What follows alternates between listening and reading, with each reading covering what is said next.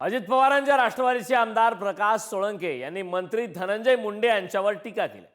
पालकमंत्री पद गेल्यावर धनंजय मुंडे यांना उपरती झाली, आता तरी नैतिकता म्हणून त्यांनी राजीनामा दिला पाहिजे अशी मागणी त्यांनी केली। बीडची बदनामी धनंजय मुंडे आणि वाल्मिक कराड यांनी केली अशी टीका देखील या दरम्यान बोलताना त्यांनी व्यक्त केली।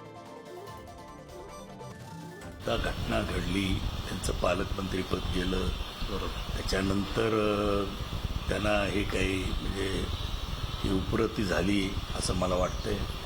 सामाजिक स्वास्थ्य जर चांगलं करायचं असेल तर त्यांनी नैतिकतेच्या दृष्टिकोनातून राजीनामा देऊन या ठिकाणी हा खटला आणि आरोपींना शिक्षा होणं या दृष्टिकोनातून काही पुढाकार घेतला तर ते अधिकच गरजेचं होईल। त्यांनी आत्मपरीक्षण करावं अशी माझी अजूनही त्यांना सल्ला आहे।